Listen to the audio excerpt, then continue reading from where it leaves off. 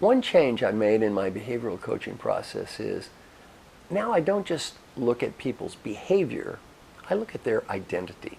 What is our identity? That's the way we define ourselves in the world.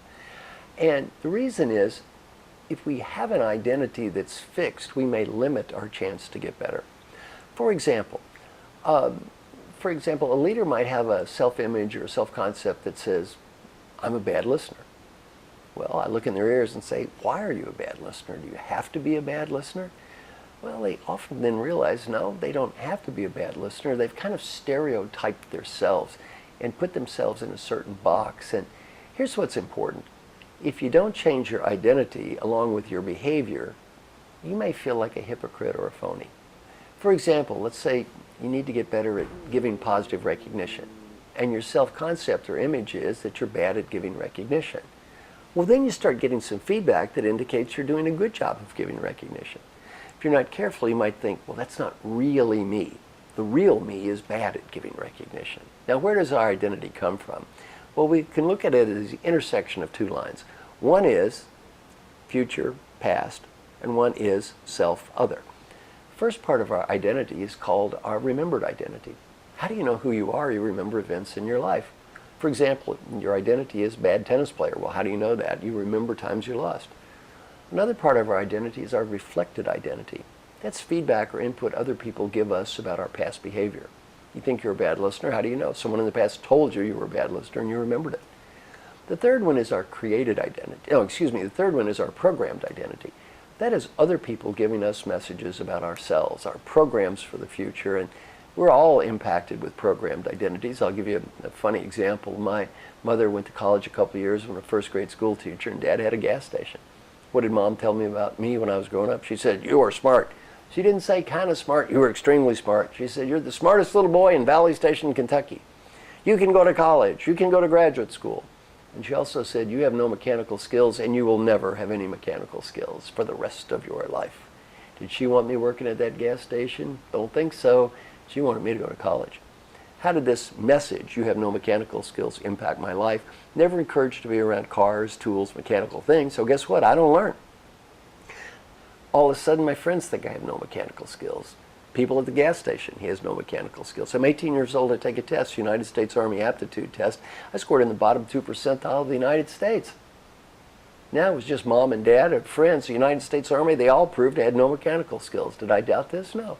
It's not till I'm 27 years old and I'm getting a PhD at UCLA that I question this. I take a class from old Dr. Tannenbaum. He says, get out a couple pieces of paper. On one side, write things I do well. The other side, things I can't do. Things I do well, what did I write? Scholarly pursuits, research, what was I saying? Smart, smart. Things I can't do, what did I write? I have no mechanical skills. I will never have any mechanical skills.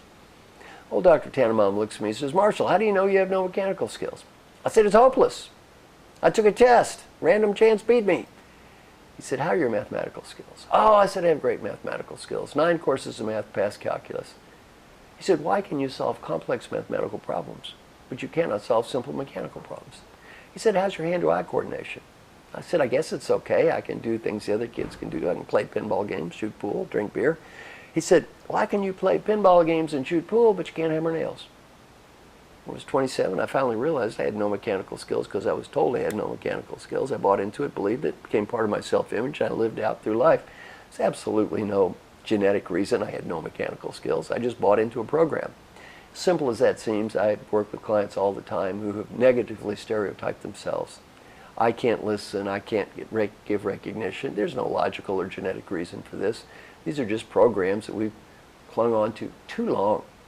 And then, of course, the final place we can develop our identity is called our creative identity, created identity. This is the way we define our own identity for the future. And in my book, Mojo, I talk about the example of Bono. I had dinner with the rock and roll star Bono one night. He talked about his identity. It was really interesting. This guy had done a great job of creating different identities in a positive way.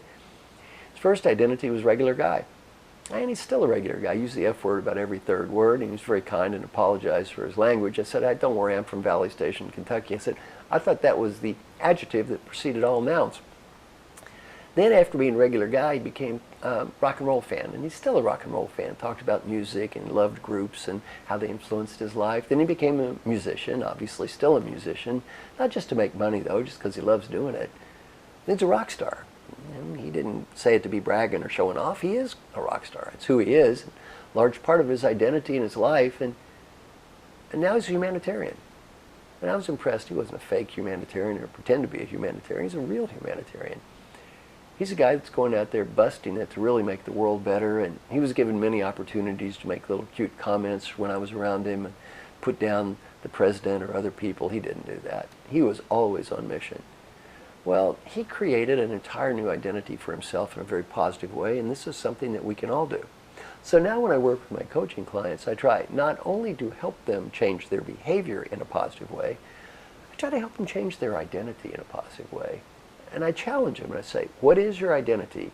Does it have to be what it is? And can you create a new identity that goes with this new behavior?